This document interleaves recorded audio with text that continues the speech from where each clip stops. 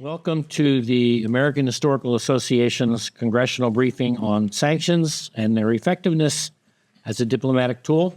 I'm Jim Grossman. I'm the Executive Director of the American Historical Association. So a bit of context as to what we'll be doing this morning. Historians always think that context always matters, and so we don't do anything without context. The AHA's congressional briefings, which date back to 2005, provide congressional staff, journalists, and others in the policy community with the historical background that we think is necessary, not useful, but necessary, to understand the context of current legislative concerns. The program rests on the premise that everything has a history, and that anyone involved in influencing policies and decisions of any kind, that's all of you in this room, whether in the corporate, government, nonprofit sectors, ought to understand how past events and policies have shaped the current landscape. It is impossible to thoughtfully consider the use and effectiveness of sanctions without learning from a thoughtfully contextualized exploration of past applications. So that's the first thing all of you should tell your boss when you get back to the office. Our second premise: it is possible to provide that historical context in a manner that is nonpartisan, a word that I realize one does not hear very often in this part of Washington. I live 8 blocks from the Capitol. I work 5 blocks from the Capitol. And when I walk along the street, I do not overhear eavesdrop conversations where I hear the word nonpartisan. But we try. And we also try to do this unencumbered by any particular legislative agenda. And we ask all of our speakers to adhere to that standard. The AHA is grateful to the Mellon Foundation for providing the financial resources that make this work possible. I'm also extremely grateful to my colleagues at the AHA, Alex Levy and Ben Rosenbaum, who are in the audience, and they actually do all the work. I just stand up here and talk. Please email us with any ideas for topics for future briefings. If you are inspired by any topic that is, in essence, sitting in front of the Congress, let us know, and we will try to figure out if we can organize this kind of conversation around it. We have 11,000 members and can find a highly qualified historian to speak on any topic. So I am going to walk away and introduce my colleague, Dane Kennedy. You have Dane's bio in the handout that you received. Therefore, he needs no introduction and will not get one. Thank you, Jim. It is a pleasure for me to be serving as moderator for this briefing. I too want to thank Alex Levy and Ben Rosenbaum, who are in the room, for all they do to make this possible. Look, sanctions have become one of the most frequently used and powerful instruments in the U.S. foreign policy arsenal. Used against hostile states and individuals, increasingly in recent years. Russia, Iran, North Korea, among the most visible targets. But how did sanctions become such a go-to tool of U.S. foreign policy? And what can we learn from that from that history of sanctions? That's what we're here for today, to talk about. And fortunately, we have 3 leading authorities on the subject with us. And before I introduce them, let me say, too, that there are index cards on all of the chairs. There will be time for Q&A, but what we would like you to do, if possible, is to write your questions on the index cards, and they'll be collected, and we'll read as many of them as we can after the presentations. Okay. So again, you do have the bios for each of the participants, so I won't read the whole bios. I'll simply say that in order of the way in which they'll speak, Benjamin Coates is an associate professor of history at Wake Forest University, the author of Legalist Empire, International Law and American Foreign Relations in the early 20th centuries, And he is currently writing a history of economic sanctions that traces their intellectual, legal, and political trajectories over the 20th century. Second speaker will be Bruce Jentleson, who is the William Preston Few Professor of Public Policy and Professor of Political Science at Duke University, also a Global Fellow at the Woodrow Wilson Center and a Fellow at the Chicago Council on Global Affairs.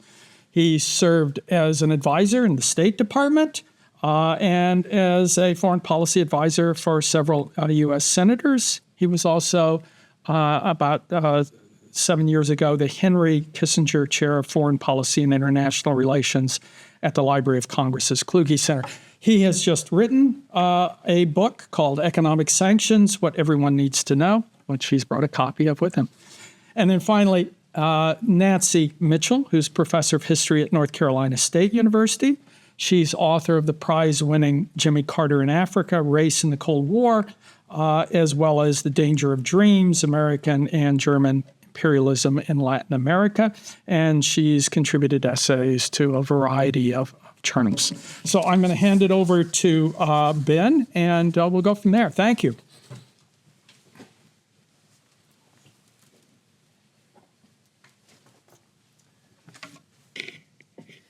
Thank you, Professor Kennedy. Thank you to the AHA, and thank you all for coming. So what I'm going to try to do is give a brief historical overview of U.S. economic sanctions, and then my colleagues here will provide a little more detail in particular episodes.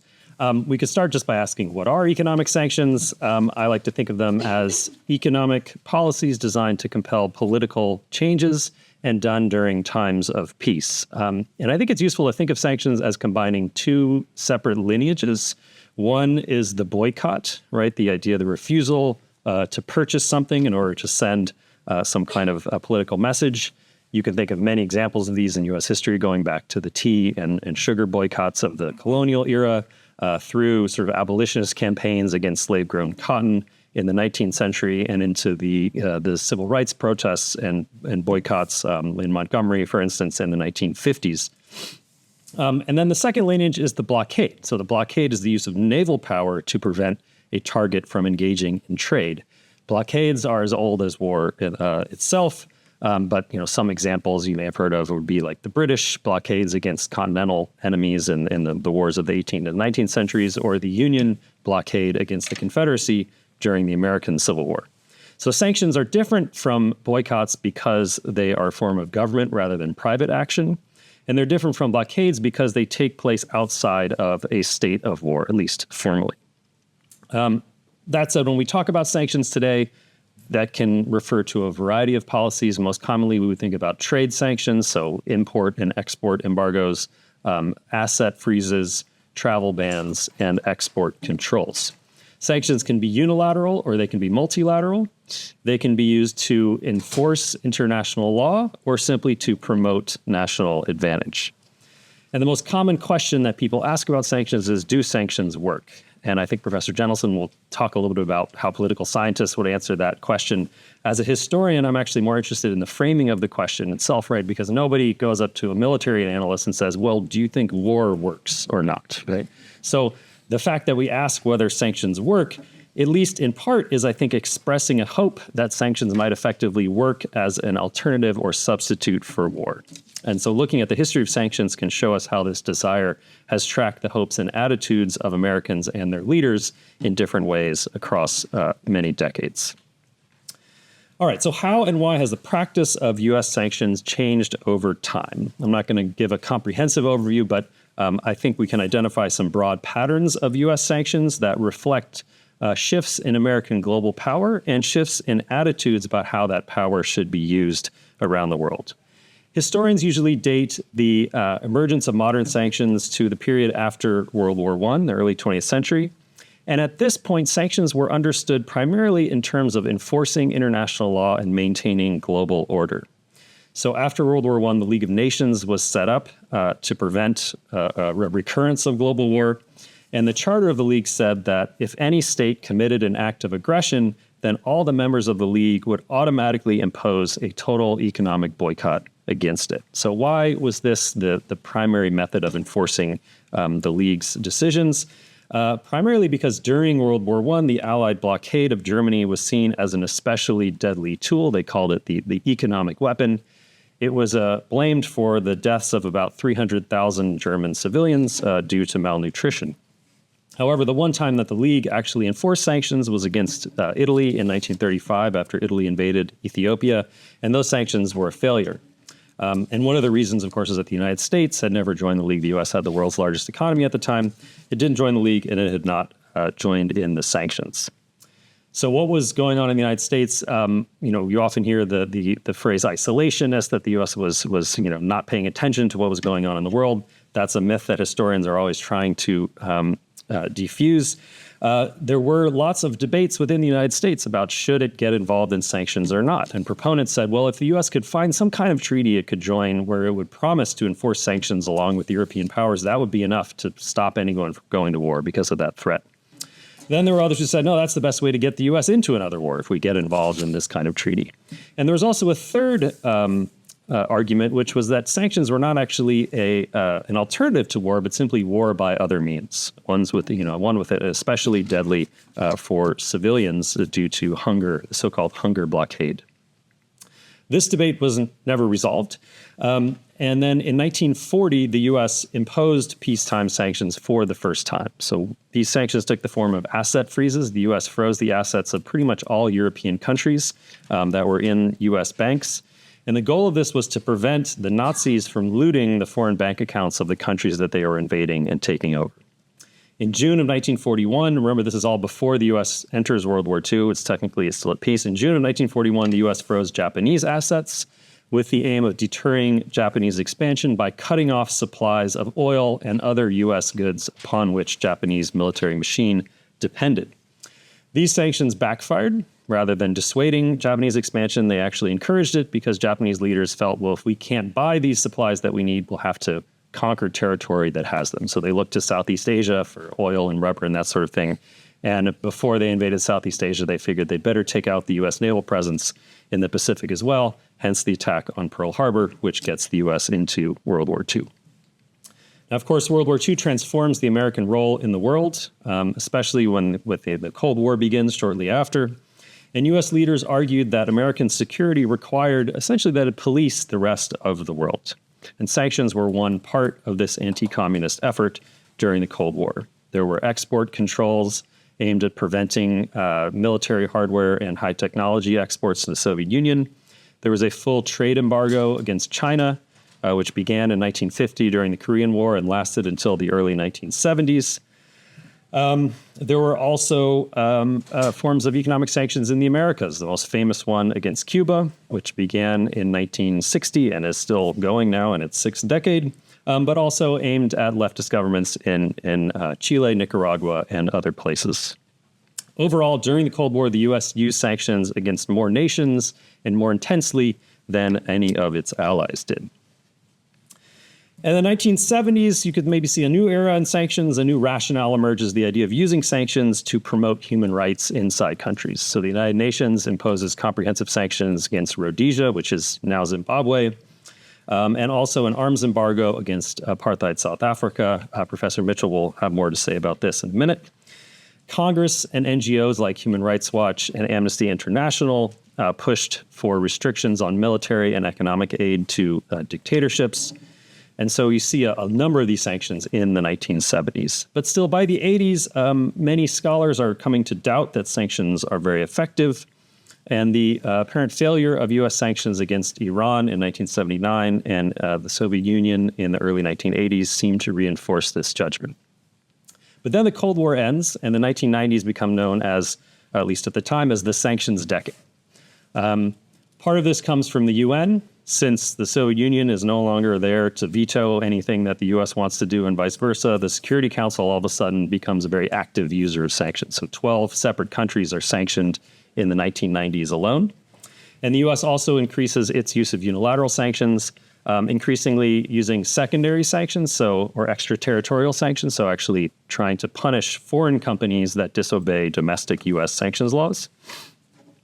Both of these developments reflected the triumphalist mood of the 1990s. Since the United States had won the Cold War, it seemed perhaps it could reshape the world in its own image, multilaterally if possible, but unilaterally if necessary. And most of these new sanctions were targeting the internal behavior of states. So the goal of forcing change in governance. There was also backlash against sanctions in the 1990s that came from two different places.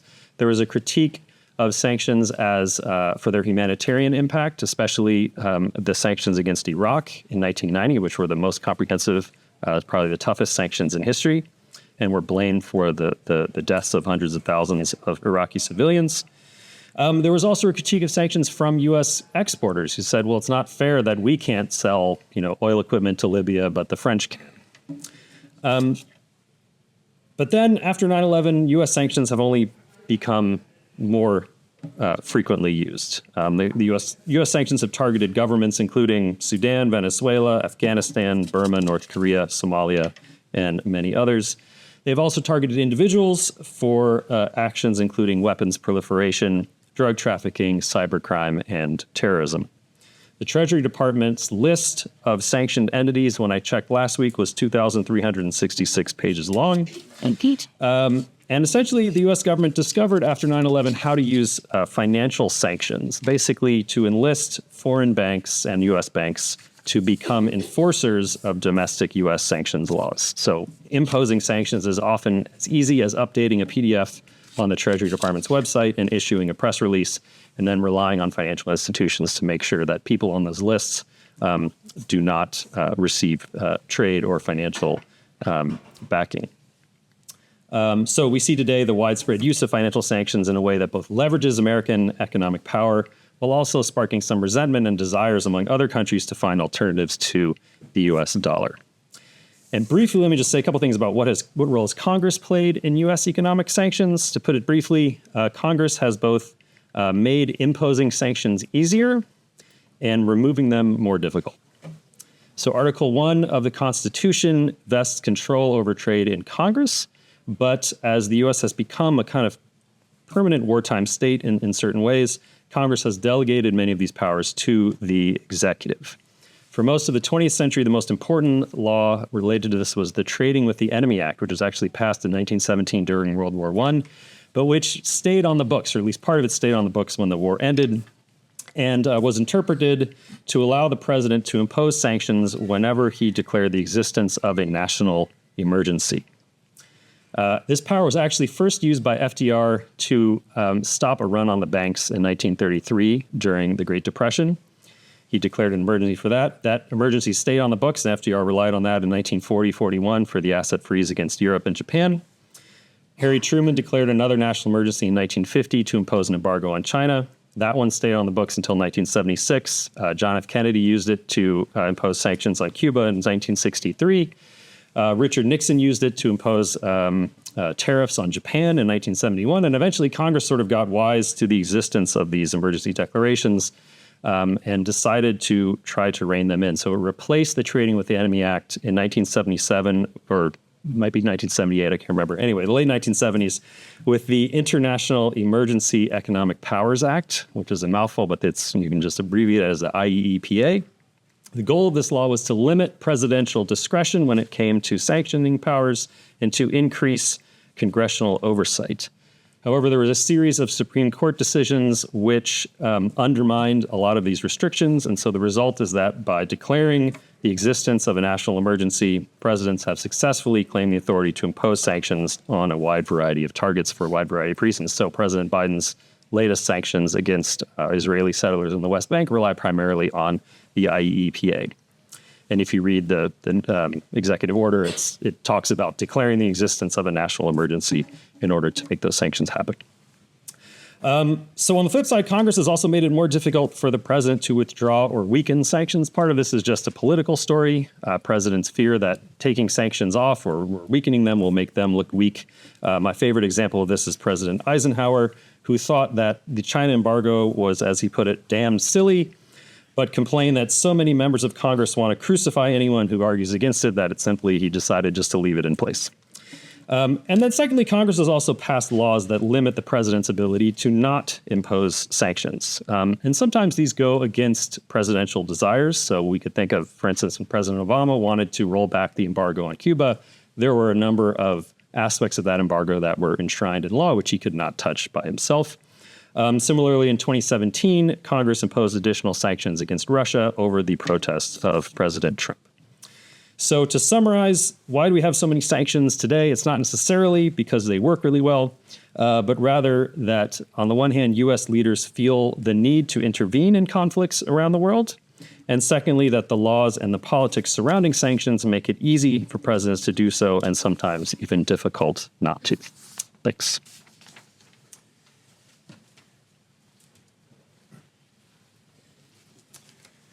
Thanks very much for the invitation. Sort of as the bio indicates, I've worked on sanctions both in my academic work and in various policy positions up in the Senate and the State Department as foreign policy advisor in presidential campaigns. And both the book I wrote and my comments today will kind of draw on both aspects.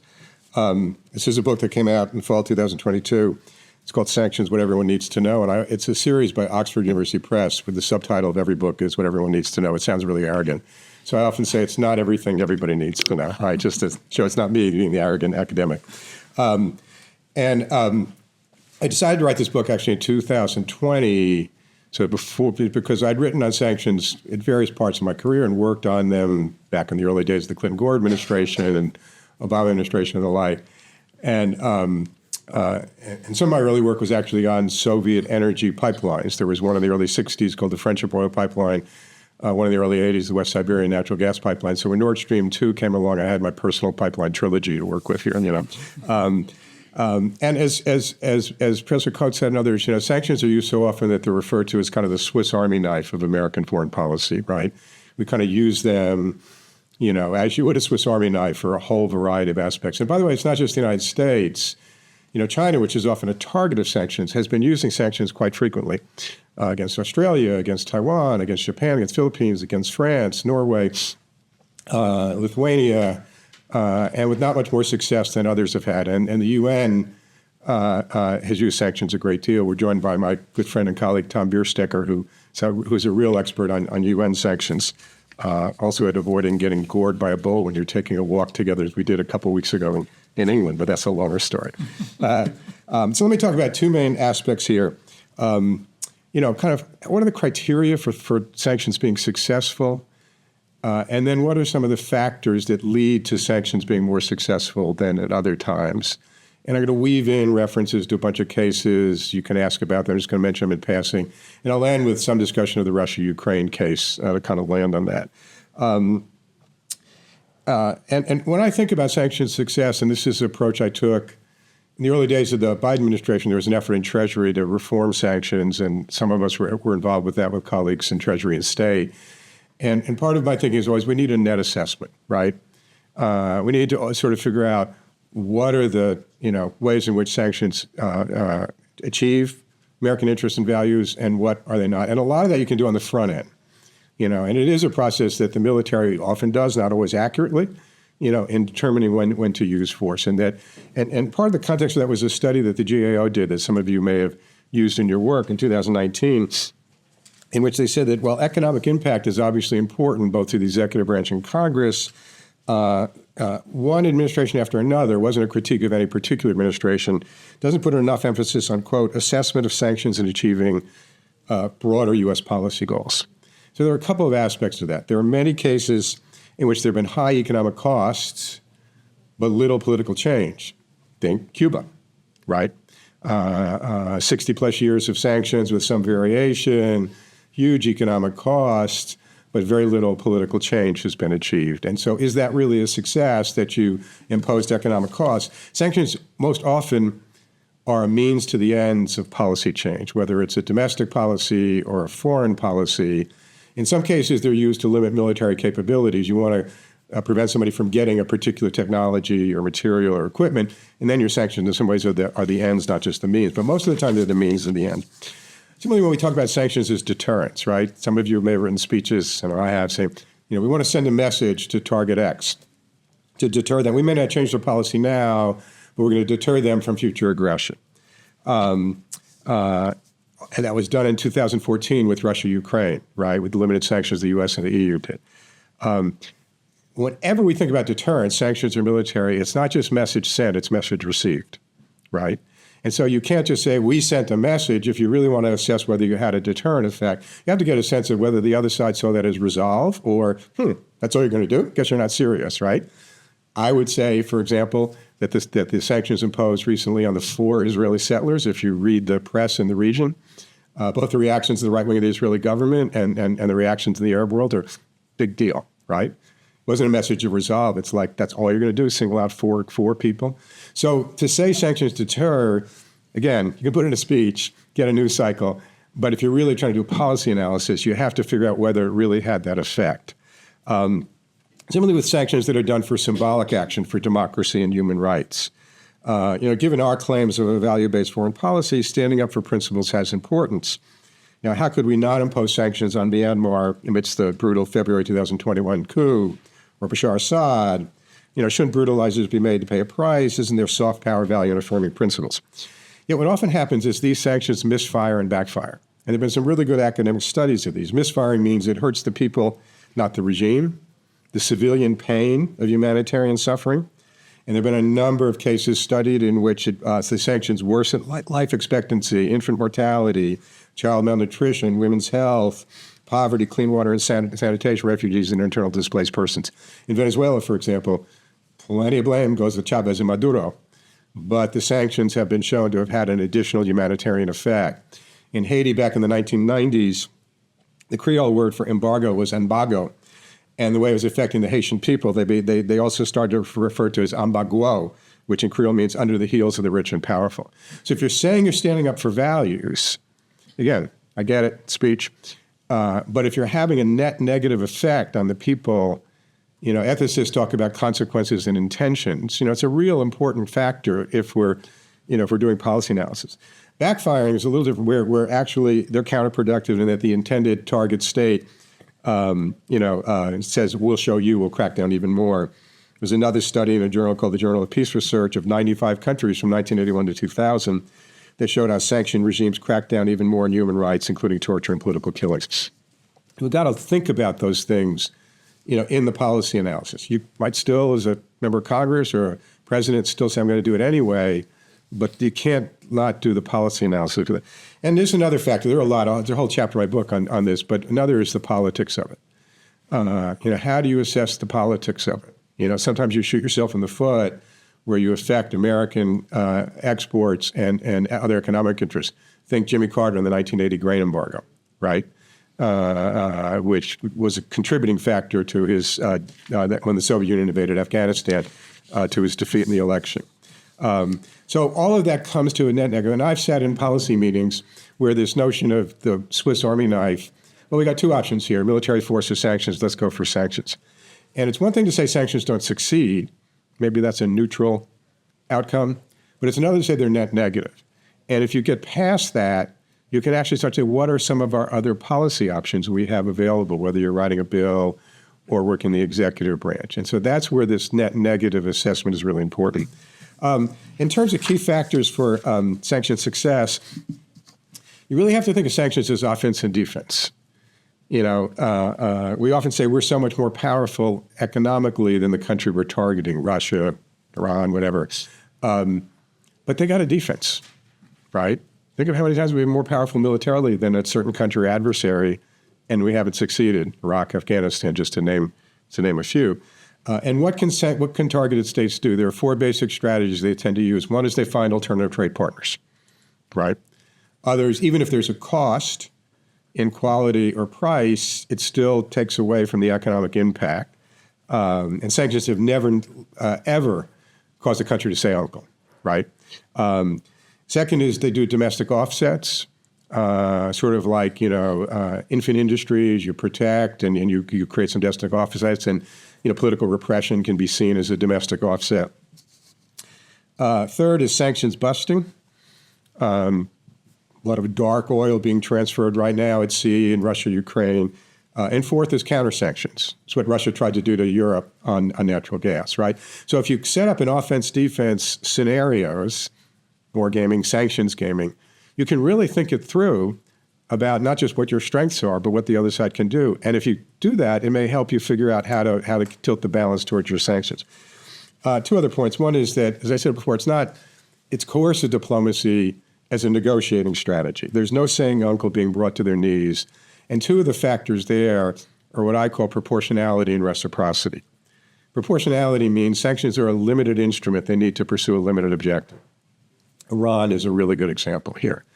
The Obama sanctions from leading up to the 2015 JCPOA deal, which, by the way, Russia and China supported, had a limited objective to get Iran to change a particular policy. And they had some economic impact. Trump comes in, he gets out of the JCPOA, despite many intelligence analysts, Israeli included, saying that it was working reasonably well. And he imposes even more harsher sanctions. And the economic impact is that much greater. The policy goal was regime change, right? And it doesn't happen. So you get back to this notion there was no proportionality between your instrument and your goal. And reciprocity means that some sort of carrots need to go with it. In the Iran case, it was lifting some sanctions. And if you do this, we'll do that. And it's a gradated effort. And we got to be thinking about that, in the Ukraine example, too. Let me just quickly, in the interest of time, those are a couple. There are some others we can come up, is just say a word about the Ukraine-Russia case. And we've gone through 3 phases of sanctions. Phase 1 was deterrence before the invasion. And the language used by the administration, and I wrote a bunch of Washington Post op-eds at the time on this, was devastating, overwhelming signal to the Russians. Putin invaded anyway. It's not clear it could have been deterred, but they didn't succeed as deterrent. Second, right after the invasion, was compellence. And these sanctions were incredibly broad, more multilateral support than any sanctions short of UN Security Council mandated ones, hitting lots of areas from sports and culture to finance to Evers. And there was a sense that maybe that economic impact would compel. It didn't, right? In fact, if the Ukrainian military hadn't been so successful and courageous, we wouldn't be talking about anything about possibility of sanctions affecting today. So the third phase is what we're in now, which is really sort of a war of attrition, and there's been a question of who's going to get ground down sooner. And I will say that the jury is still out on that, right? The argument that I hear sometimes from folks around town that, well, even if we don't get them out of Ukraine, the long-term effects on the Russian economy are huge. Well, yeah, but if we don't get out of the war in Ukraine, we may have a bigger problem on our hands than that. So that's nice, but it's still about, trying to do something about the war in Ukraine. And there are some evidence that the sanctions are having impact. Putin has done some of his domestic offsets. He's found alternative trade partners from, India buying a lot of oil, China a little bit, drones from Iran, military supplies from North Korea. And so we still don't know. I think that the question will be, do sanctions bring enough pressure combined with the Ukrainian strategy that it puts Ukraine and the West in a fairly decent position to negotiate? Because there ultimately will be a negotiation. There's not going to be a, I say, uncle withdrawal, anything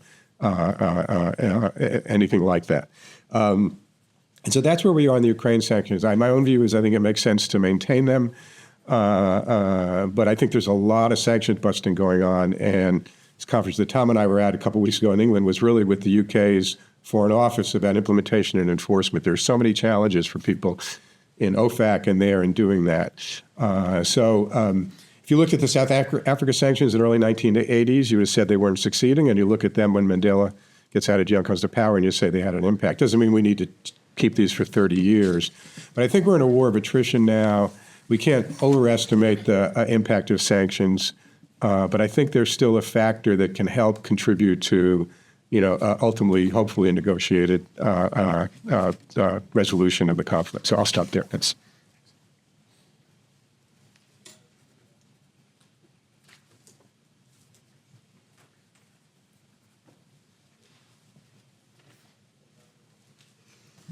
Hi. Thanks all for coming, and thanks to the AHA for inviting me. I'm going to take a deep dive, or as deep a dive as one can take in 10 minutes, on one case study of sanctions. And I'm going to focus on the way that those sanctions impacted Congress. A little background.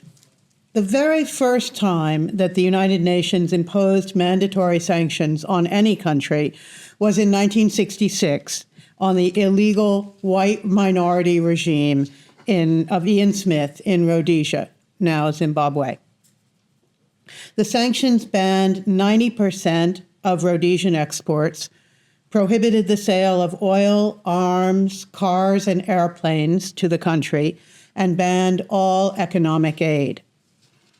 The Lyndon Johnson administration supported these sanctions, and they were controversial from the very beginning in Congress. In 1971, when Nixon was president, Congress passed the Byrd Amendment, which was sponsored by Senator Harry Byrd, Republican of Virginia, which exempted the United States from the mandatory UN sanctions. This, too, was controversial.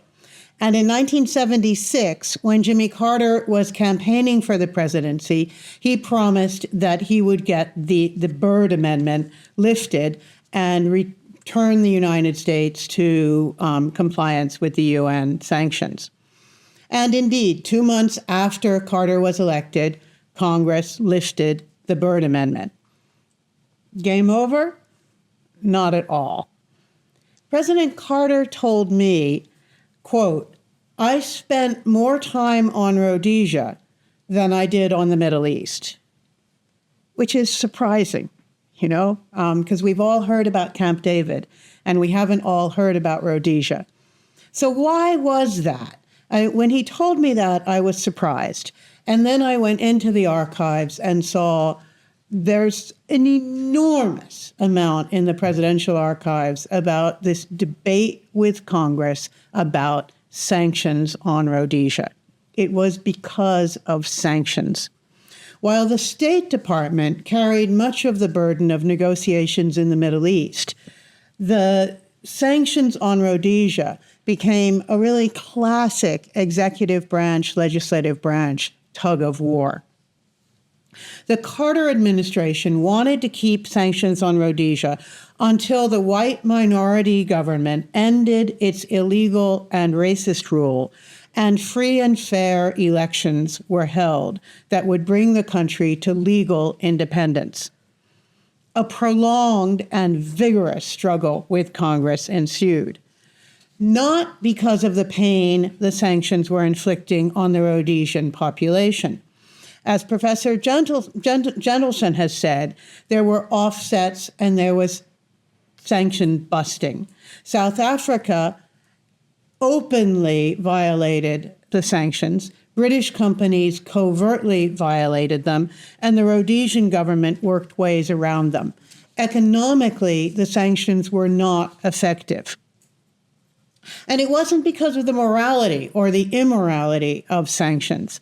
In the extended congressional debates about sanctions on Rhodesia, morality wasn't mentioned. Sanctions on Rhodesia had instead become a domestic political football. The most obvious reason is that the desire that Congress wanted in the wake of Vietnam and Watergate to get power back from the executive branch. Sanctions, as you know well, and as both professors have just said, are one of the ways that Congress can affect foreign policy. And in the late 1970s, members of Congress of both parties wanted to clip the president's wings on principle. The urge might have had nothing to do with Rhodesia. It might have had nothing to do with sanctions. It was simply a way to push back against the president's preferred foreign policy. A second reason Congress paid attention to the sanctions on Rhodesia concerned the politics of the Cold War. When the UN imposed sanctions on Rhodesia, the United States had two main sources of high-quality chromium, a strategic metal, Rhodesia and the Soviet Union. Banning imports from Rhodesia, the opponents of sanctions argued, would make the United States more dependent on the USSR. This, they asserted, was a classic consequence of the dangerous and wrong-headed policy of détente. A third reason some members of Congress opposed Rhodesian sanctions was disagreement about the authority of the United Nations. While many members believed that it was in the U.S. interest to abide by UN mandatory sanctions, others chafed at the United States acknowledging any authority other than that of its own government. But the most edgy reason that members of Congress cared about sanctions on Rhodesia was race. Race was almost too heated a topic for representatives to touch in the 1970s.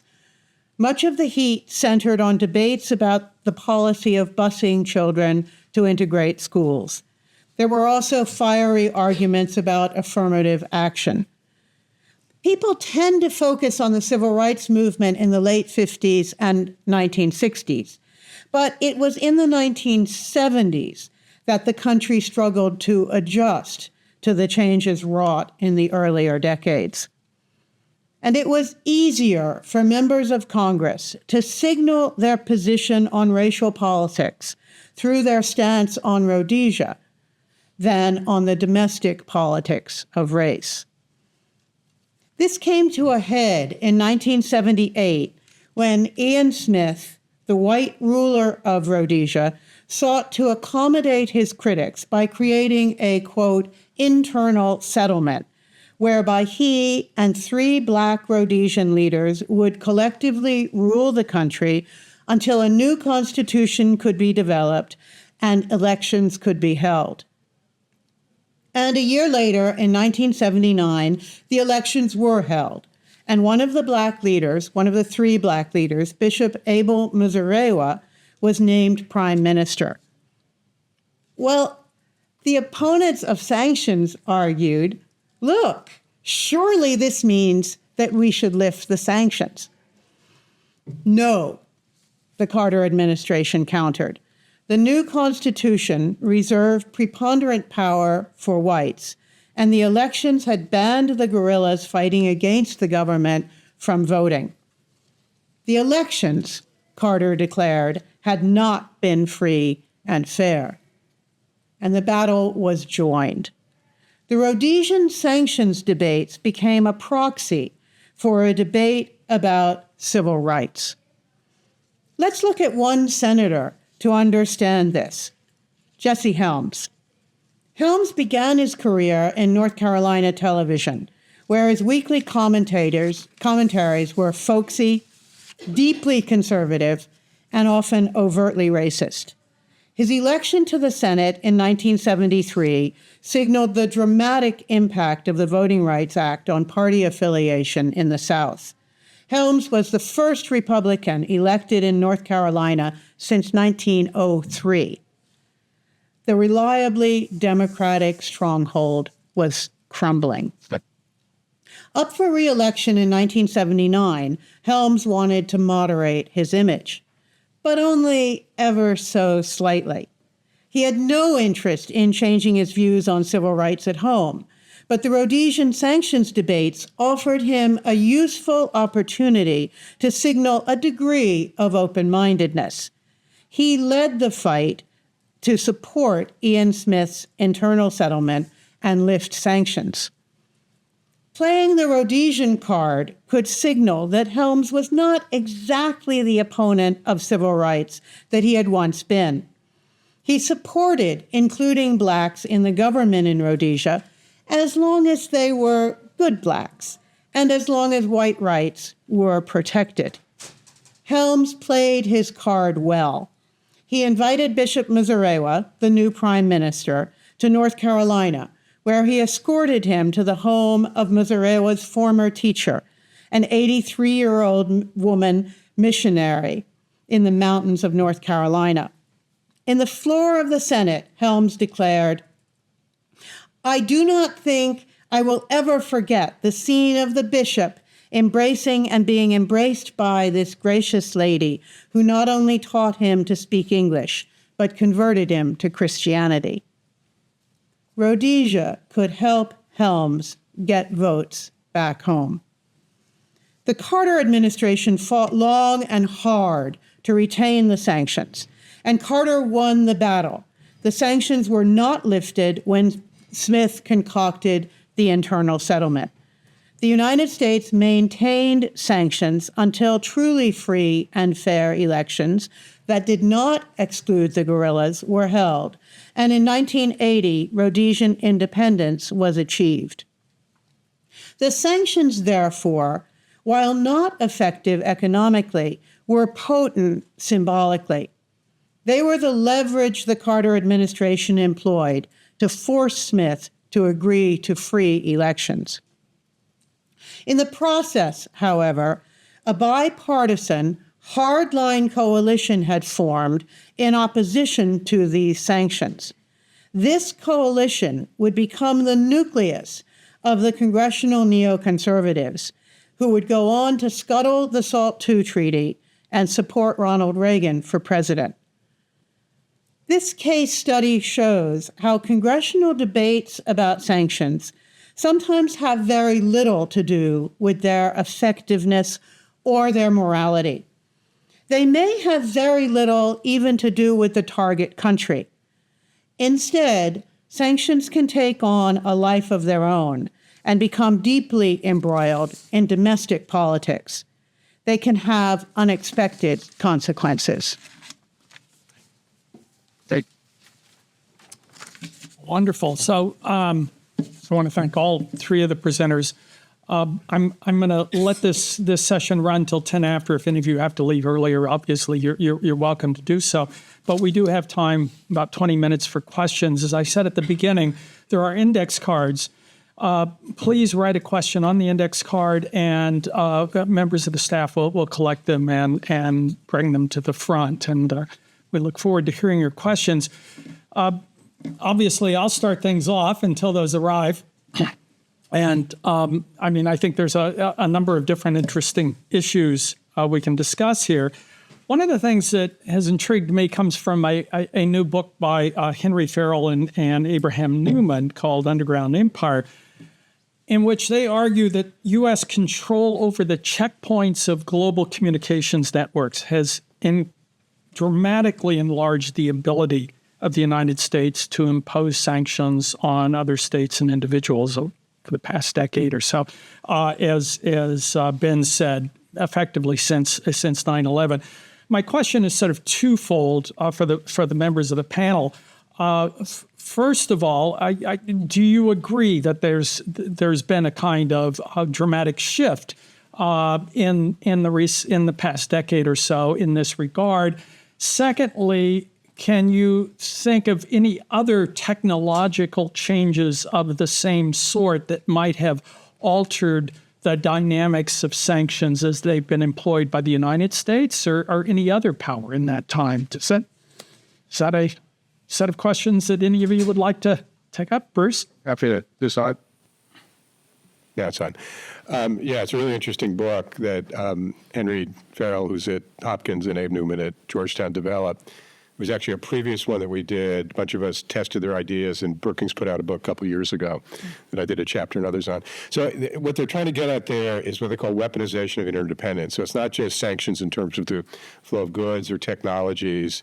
It's the communication systems. It's the SWIFT, checkpoints for national financial transactions and the like, and a variety of others. And so it's a whole other dimension that we just think about boycotts and embargoes. I think a couple of things. One is we're not the only ones who have weaponized interdependence. The Chinese have as well. Mm-hmm. So I think they overestimate American power there. I mean, you look at, for example, what happened in Hong Kong, small case, remember what happened to the NBA, right? Where, a general manager for the Houston Rockets tweeted something about sympathy for Hong Kong. And basically, China never imposed sanctions, but they used cues.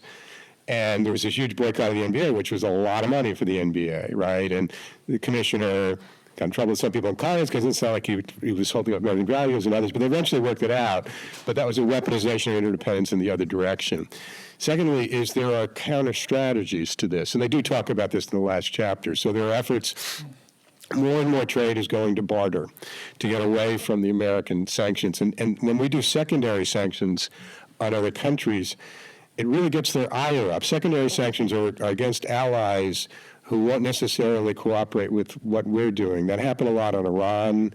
In the early 80s, it happened. Margaret Thatcher insisted on selling pipe for that Siberian natural gas pipelines. That's the only thing that she didn't support Ronald Reagan on, because it gets it extraterritoriality and nationalist pride. So they're right about weaponization of interdependence, but I think it's another offense-defense. It's not just the United States that's able to use these mechanisms. Yeah. Yeah.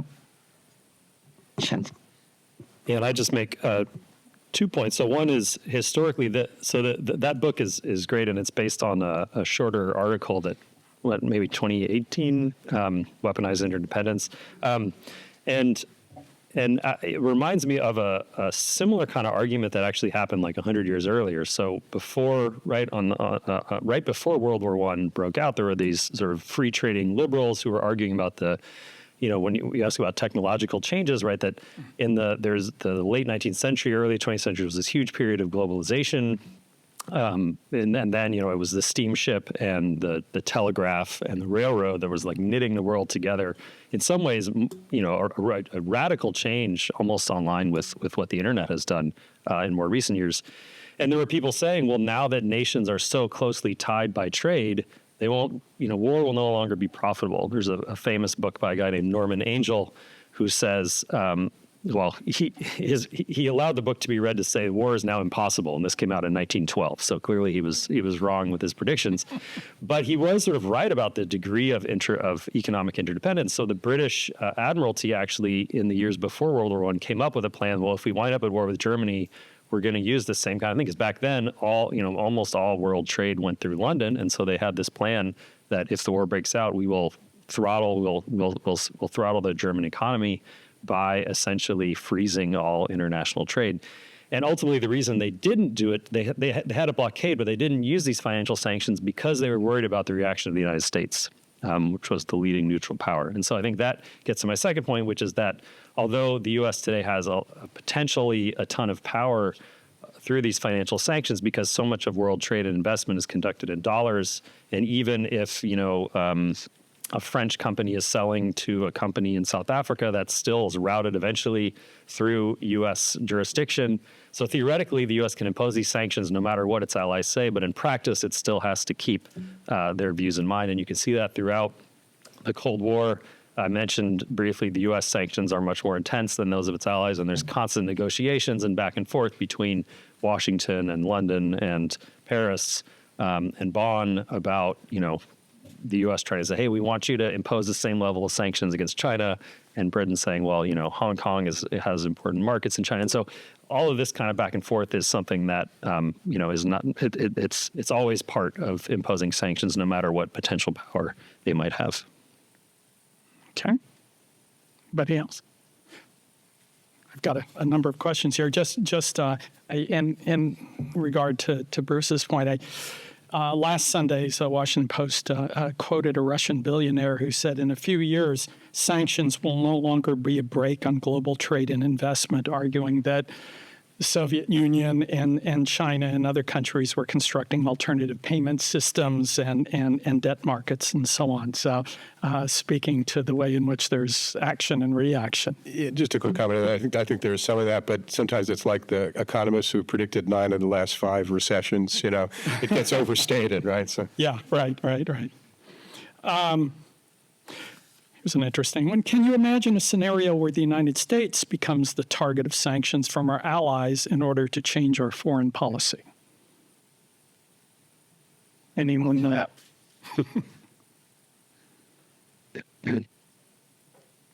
No? Oh, Nancy, okay. That's a good one. Yes, I would say that I wouldn't have been able to imagine it maybe 5 or 6 years ago. But I think I could imagine it now. I think it would be a long time in the future. But yes, the United States, I think we all can feel it, is losing some of its ability to corral and to lead. And I hope that's a temporary phase. But I think if that escalates and continues, yes, I could see countries trying to sanction the United States. Whether it could have any effect other than symbolic, I think is doubtful. Yeah, I'd just say that we want to distinguish, I mean, at least the way I use the word sanctions is for political objectives. So we want to leave out those that are the tit for tat on trade issues, right? That's its own issue. But I would say it's not just the future. Think OPEC 1973, right? And so there are a variety of things. So I think that, there are different countries that can weaponize their interdependence as China did against the NBA, right? So There's several questions that deal with instrumentality of sanctions, right? So how effective they are and so on. One of the more interesting ones, it seems to me, asks, sanctions were effective politically with regard to Rhodesia, as Nancy pointed out, and South Africa. How do these sanctions differ from sanctions on Cuba or Iran, given the regime change is the goal in all of these cases, or are they different? I mean, so how can regime change be targeted in a way, I guess, that's successful? Or can we look at these past examples and distinguish methods that were used that were successful in some cases and not in others? It might be another way of framing this question.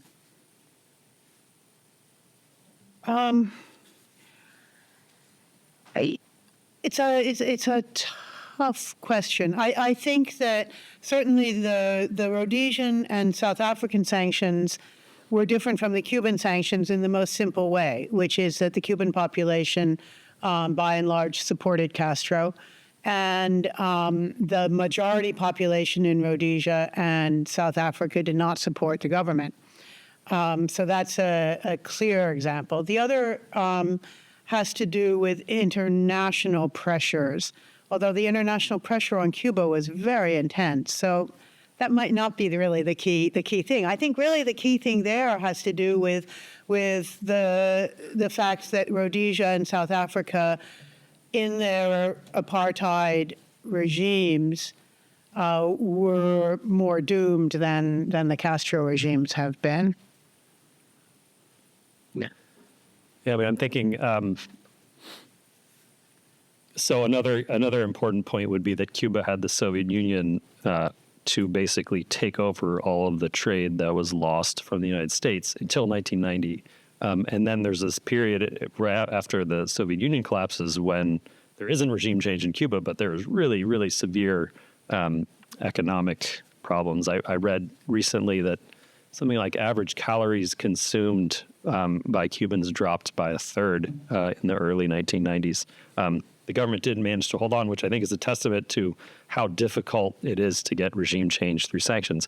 And the Rhodesian example is sometimes seen as a success for sanctions. I'm not sure I agree with that completely, because the sanctions on their own didn't, well, as Professor Mitchell mentioned, the Rhodesian economy actually grew at like 6 to 8% for a number of years, until what actually led to its downfall was two things. One, it was the collapse of the Portuguese Empire. And so the neighboring countries that had been Portuguese colonies now were no longer interested in sanctions busting, and that helped. And more importantly, they were more willing to help the guerrilla campaigns against the government. So it was more of the civil war that led to the end of the Rhodesian regime, maybe with a contribution from sanctions.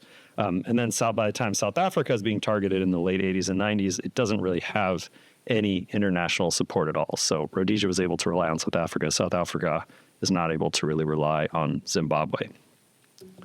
Yeah, on Cuba, it's interesting, everything my colleague said. A few years back, Spain, working through the Catholic Church, managed to get, I think it was 62 political prisoners freed in exchange for some relaxation of some sanctions.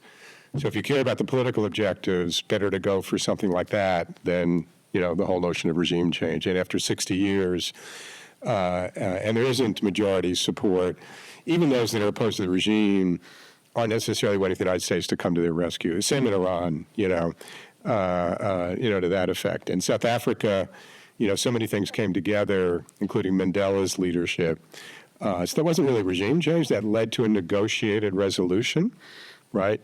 which is very different than what we say we're trying to do in Iran and North Korea and Cuba, which is sort of overthrow the governments. I don't know any cases, where sanctions have had success there. And again, they've done that misfiring and backfiring and been very net negative for precisely the goals and values you say you're doing them for. Yeah, I agree completely that the sanctions on Rhodesia weren't effective economically, but I still think that they were effective in that they gave the Carter administration leverage at a key moment to not recognize the internal settlement. And that was important, because if the United States had recognized the internal settlement, then Britain would clearly, I mean, we can't be 100% sure about what ifs, but it seems very clear that Britain also would have.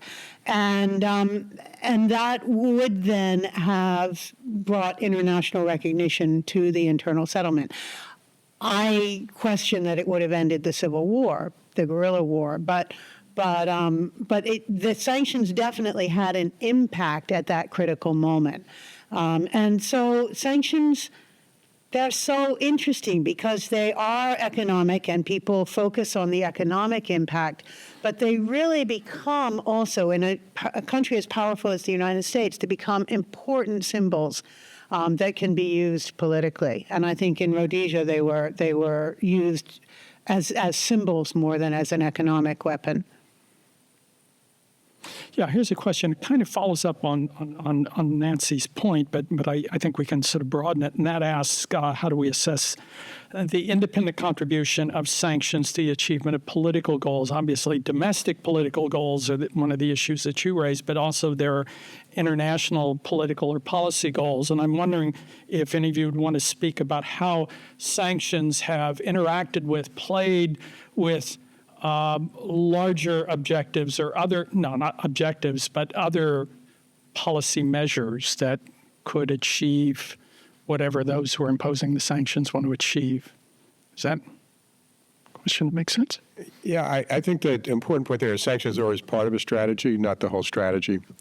So in the Iran 2015 case, it was very clear by all sorts of evidence, you don't have to measure this quantitatively, that the sanctions were a key part of the leverage that the P5+1 had, right?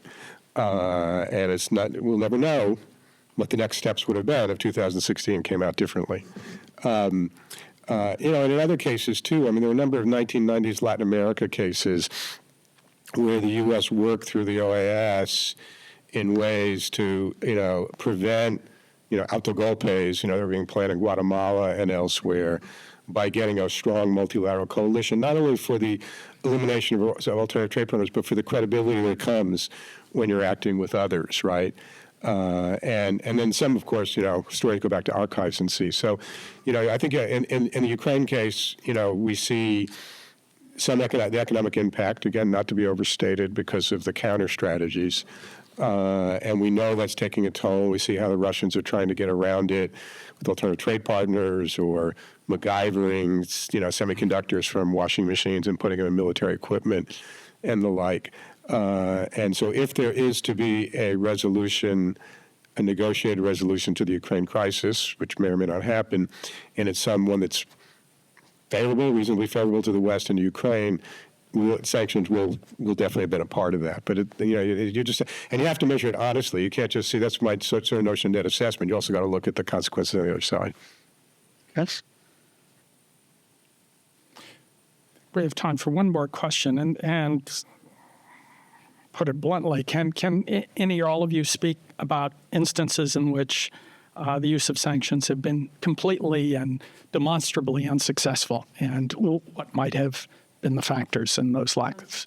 Unsuccessful. And I mean, I think it's become clear from this discussion that we can never measure them entirely in terms of success or lack of success. But are there instances in which sanctions were imposed that by any demonstrable measure failed? Any and every?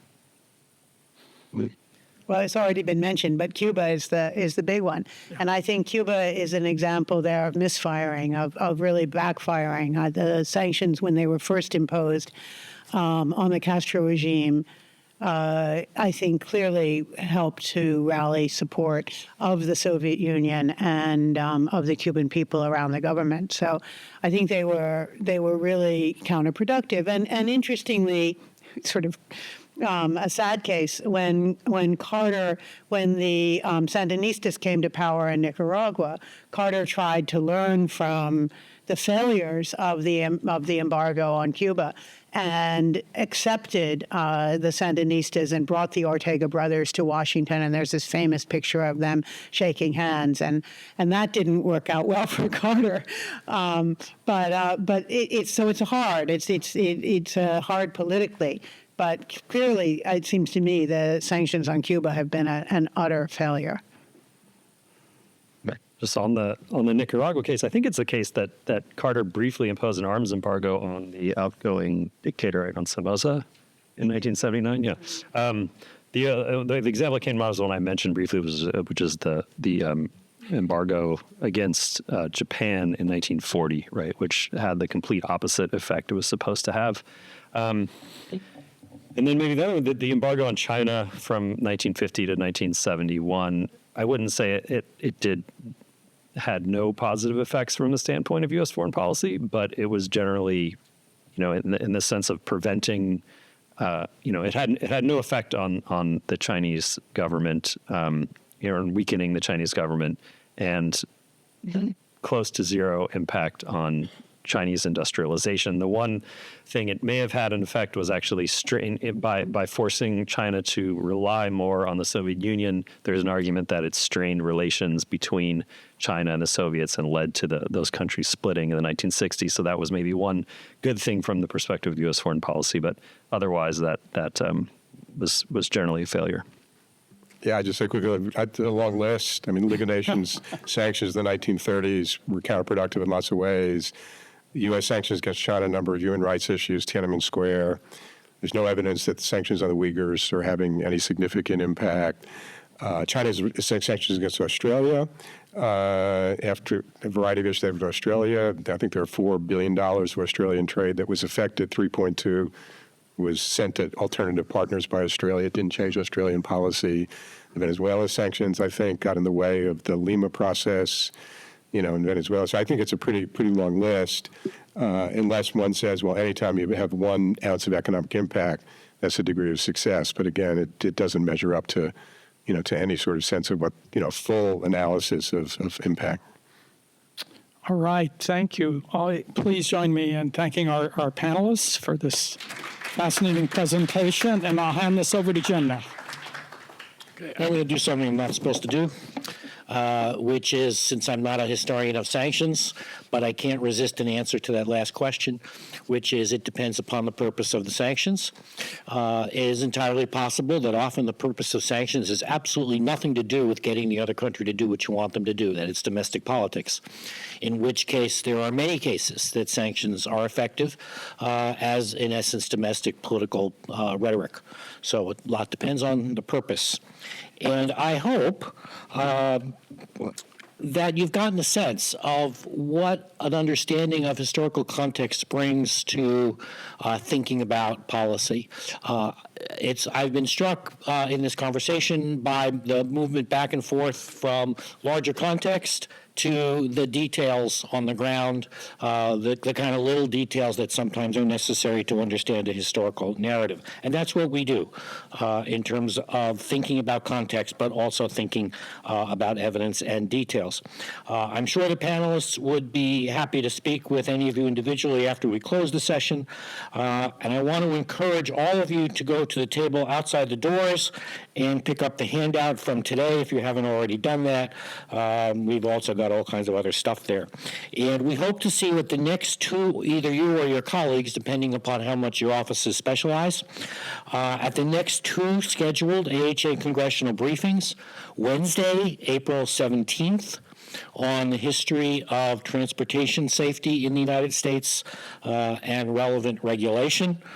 And then on Thursday, May 16th, on the history of gerrymandering Everything has a history, and we are going to try to look at the history of everything that you are doing. Some of you, I think maybe Ben tells me, have not signed in, so make sure as you're walking out to sign in, as much as that makes no sense. And thank you all for coming, and I want to thank our panelists for their insights and generosity.